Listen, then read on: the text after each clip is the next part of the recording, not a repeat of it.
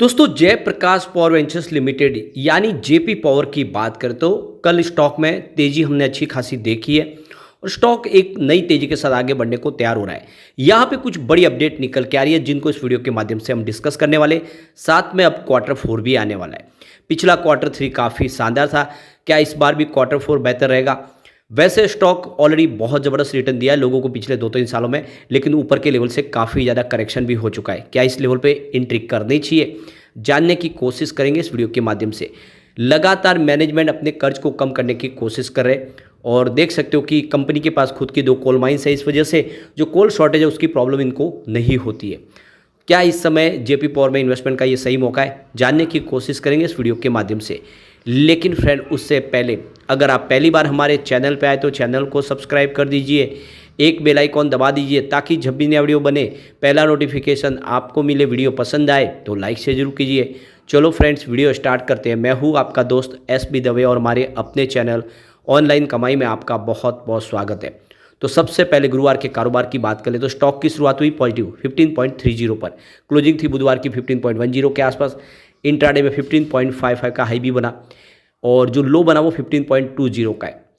तो देख सकते हो कि पूरे दिन में गिरावट नहीं हुई, लेकिन ऊपर के लेवल से स्टॉक थोड़ा नीचे आया क्योंकि सेंसेक्स भी ज़बरदस्त नीचे आया। 1200 की ज़बरदस्त हाई बना के 600 650 पॉइंट के आसपास तेजी के साथ में सेंसेक्स ने जो क्लोजिंग दी उस हिसाब से ये भी थोड़ा नीचे आया। 15.30 के आसपास इसने क्लोजिंग दी है 1.32% की तेजी के साथ में। वैसे आप देख ही सकते हो कि ये स्टॉक 2007 के पहले लगभग 140 के ऊपर ट्रेड किया करता था, यानी 3 डिजिट में स्टॉक था, काफ़ी शानदार प्रदर्शन करता था। उसके बाद में 2008 का मार्केट क्रैश आ गया और आप देख रहे हो उसमें ये स्टॉक भी धराशायी हो गया, काफ़ी नीचे और लगातार गिरावट का दौर जारी रहा। अंत में कोविड काल आ गया और कोविड काल में स्टॉक आ गया बिल्कुल 50 पैसे पे कौड़ियों के भाव में।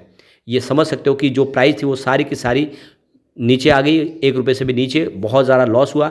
लेकिन आपको ये पता होगा कि उस समय भी रेगुलर मैंने जेपी पावर में वीडियो बनाया और कहा कि ये स्टॉक कमाल कर सकता है, इसका बिजनेस अच्छा है और ये आने वाले समय स्टॉक दौड़ेगा जरूर। बिल्कुल वैसा ही हुआ। आप देख सकते हो कि जिसका 50 पैसे का जो इन्वेस्टमेंट था वो इस समय 15 रुपये के आसपास शेयर की प्राइस के हिसाब से देखें तो 1 लाख का इन्वेस्टमेंट आपका 30 लाख से ज़्यादा का अभी भी हो रहा है, यानी आपका इन्वेस्टमेंट कई गुना बढ़ा है। तो पिछले लेवल से खरीदारी की उसको ज़बरदस्त रिटर्न मिल रहा है। अब यहाँ पे इसकी परफॉर्मेंस देखें तो 21 मार्च को स्टॉक 15.40 के आसपास था, जहाँ पे 3% की शानदार तेजी बनी। 22 मार्च की देखें तो क्लोजिंग 15.70 के आसपास, जहाँ पे 1.9% की फिर से अच्छी तेजी बनी। 26 मार्च को स्टॉक के अंदर गिरावट हुई बड़ी, 15.15 के आसपास आ गया 3.5% की गिरावट के साथ। 27 मार्च की बात कर ले तो क्लोजिंग 15.10 के आसपास, जहाँ पे 0.3% की गिरावट हुई और 28 मार्च को स्टॉक में फिर से हमने पॉजिटिव क्लोजिंग देखी, स्टॉक 15.25 के आसपास आया। तो जो पिछले 2 ट्रेडिंग सेशन से गिरावट हुई थी उस पर ब्रेक लग गया। अब वॉल्यूम देखें तो पिछले 1 महीने पर इसका 3 करोड़ का डिलीवरी बेस काम हुआ। पिछले 1 सप्ताह की बात करें तो यहाँ पर भी 3 करोड़ का डिलीवरी बेस काम हुआ और बुधवार को 3 करोड़ का पूरा डिलीवरी बेस काम हुआ और फ्राइडे को 2 करोड़ का डिलीवरी बेस काम हुआ। तो यहाँ पे स्टॉक इस समय स्टेज 4 ASM लिस्ट में शामिल है। 12 फरवरी 2024 से इसको स्टेज 4 में शिफ्ट कर लिया गया है, जिसकी वजह से इंट्राडे ट्रेडिंग बिल्कुल बंद है और आप देख सकते हो कि यहाँ पे सिर्फ आपको डिलीवरी बेस काम करना होगा। इस वजह से वॉल्यूम कम हो चुका है और लोगों का रुझान इस समय थोड़ा सा आपको इसमें निगेटिव दिखाई देगा, क्योंकि इसमें ट्रेडिंग अभी आप नहीं कर सकते, दिन के हिसाब से आपको डिलीवरी ही लेनी पड़ेगी। तो फिलहाल आने वाले समय ये इसके लिस्ट से बाहर निकलने की संभावना, क्योंकि अप डाउन तो बिल्कुल यहाँ पे कम हो चुका है, यानी जो अपर सर्किट लोअर सर्किट के दौर से स्टॉक बाहर है तो जल्दी ये स्टेज 4 से बाहर आ जाएगा और फिर यहाँ पे एक तेजी की संभावना बन जाएगी। अब यहाँ पे जो बड़ी अपडेट निकल के आ रही है, जो थर्मल पावर प्लांट को कोल सप्लाई किया जा रहा है उसमें 5% की ईयर बेसिस पर ग्रोथ देखने को मिल रही है।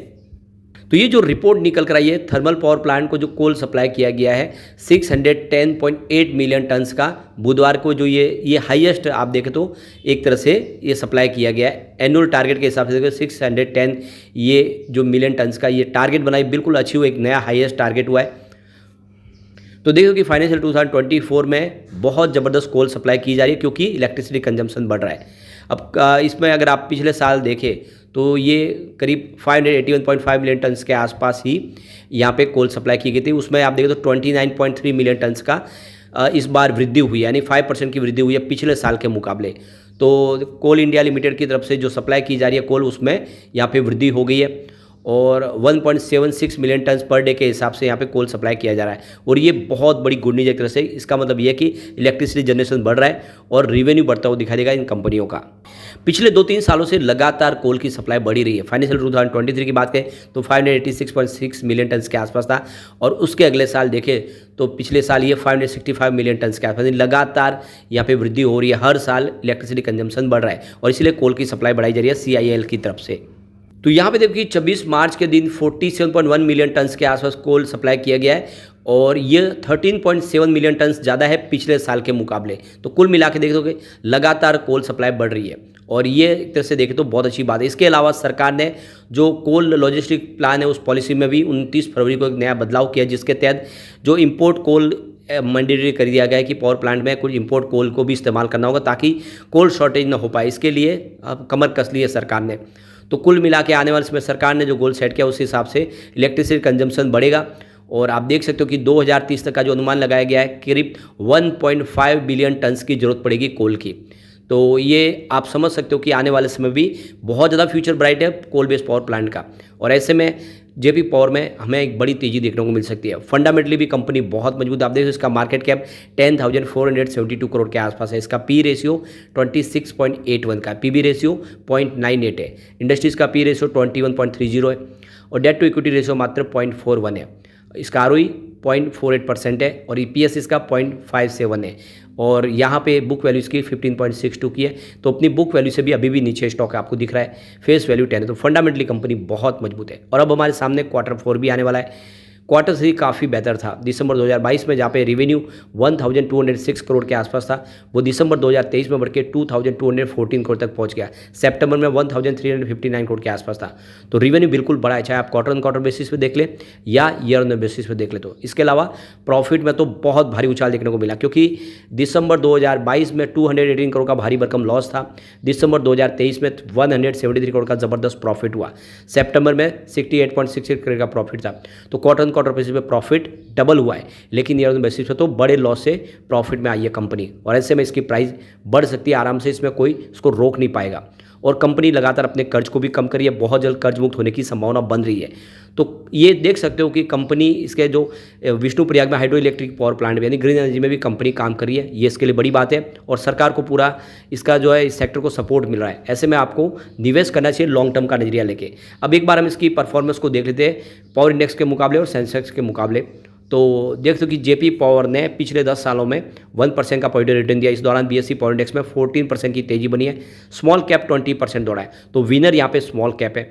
5 ईयर के हिसाब से जेपी पावर ने 51% का शानदार रिटर्न दिया है। इस दौरान बीएसई पावर इंडेक्स में 27% की तेजी बनी है। स्मॉल कैप में 23% की तेजी है, तो यहाँ पे विनर जेपी पावर है। 3 ईयर के हिसाब से देखें तो जेपी पावर ने 71% का जबरदस्त रिटर्न दिया है, जबकि बीएसई पावर इंडेक्स में 39% की तेजी बनी है। स्मॉल कैप में 28% की तेजी, तो यहाँ पर भी विनर बिल्कुल जेपी पावर दिखाई देगा। 1 ईयर की बात कर ले तो जेपी पावर ने 193% का बम्पर रिटर्न दिया है। इस दौरान बीएसई पावर इंडेक्स में 86% की तेजी बनी है। बीएसई स्मॉल कैप में 63% की तेजी बनी है। तो 1 ईयर के हिसाब से भी विनर बिल्कुल जेपी पावर है। लेकिन पिछले 3 महीनों में देखें तो जेपी पावर में 10% की तेजी बनी है, जबकि पावर इंडेक्स 16% दौड़ा है, और स्मॉल कैप में मात्र 2% की तेजी बनी है। तो यहाँ पे विनर बिल्कुल पावर इंडेक्स दिखाई देगा जेपी पावर के मुकाबले। 1 ईयर मंथ के हिसाब से देखें तो जेपी पावर में 16% की बड़ी गिरावट हुई है। इस दौरान बीएसई पावर इंडेक्स में 0.32% की तेजी बनी है। स्मॉल कैप में 5% की गिरावट हुई है। तो 1 मंथ के हिसाब से लूजर यहाँ पे जेपी पावर है। ईयर टू डेट के हिसाब से जेपी पावर ने 9% की तेजी बताई है, जबकि पावर इंडेक्स में 15% की शानदार तेजी के साथ विनर बना है। स्मॉल कैप मात्र 1% दौड़ा है। ओवरऑल देखें तो पिछले महीने भर से यहाँ पे कुछ दबाव जरूर है, लेकिन जल्द ही यहाँ पे शानदार तेजी बनेगी। लॉन्ग टर्म इन्वेस्टर के लिए अच्छा मौका, ये स्टॉक फिर से 3 डिजिट में जा सकता है आने वाले समय। लेकिन फ्रेंड, कोई भी इन्वेस्टमेंट करने से पहले अपने फाइनेंशियल एडवाइजर्स बड़े ले या अपना खुद का रिसर्च करें, क्योंकि मैंने वीडियो आपके एजुकेशनल पर्पज के लिए ही बनाया। वीडियो पसंद आए तो लाइक से जरूर कीजिए और चैनल को सब्सक्राइब कर दीजिए। Thank you friend.